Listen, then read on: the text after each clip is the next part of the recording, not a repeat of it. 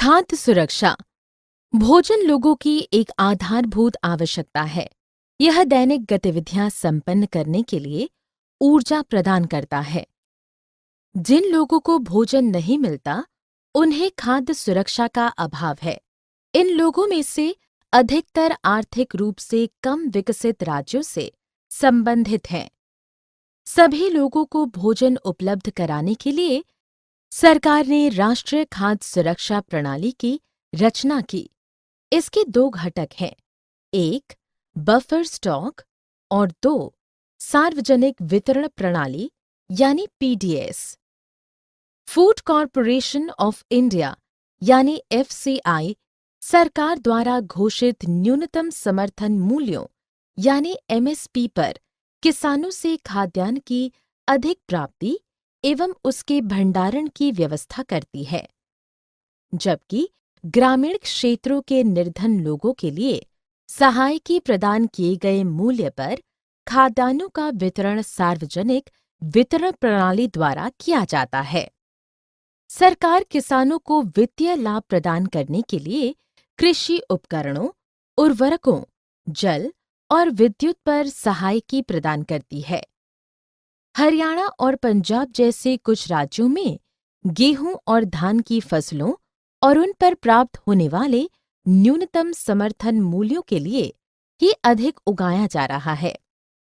हमारे समाज में उपभोक्ताओं को गरीबी रेखा से नीचे यानी बीपीएल और गरीबी रेखा से ऊपर यानी एपीएल में वर्गीकृत किया जाता है। बीपीएल परिवारों से संबंधित कुछ उपभोक्ताओं को वास्तव में उनका हक नहीं मिल पा रहा है।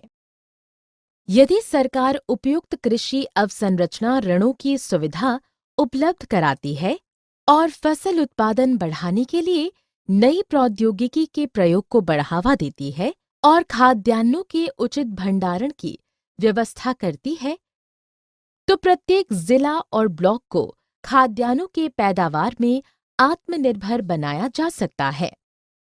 क्योंकि जनसंख्या बढ़ाई जा रही है और लोग कृषिगत भूमि का उपयोग शहरीकरण के प्रयोजनों के लिए कर रहे हैं, इससे भविष्य में गंभीर समस्या उत्पन्न होगी।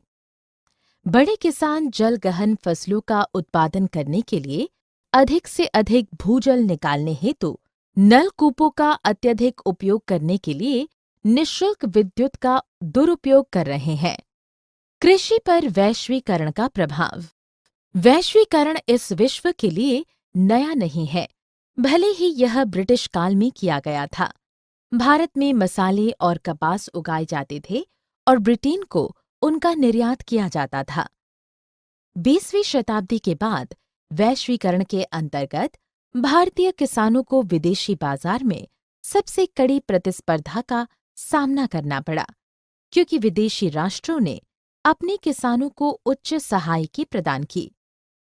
कृषि को बेहतर बनाने के लिए जैसे जेनेटिक इंजीनियरिंग, जीन संशोधित बीजों, कार्बनिक कृषि, जैव उर्वरकों तथा जैव पीड़कनाशियों जैसी उन्नत प्रौद्योगिकियों एवं उन्नत कृषि औजारों का उपयोग किया जाना चाहिए।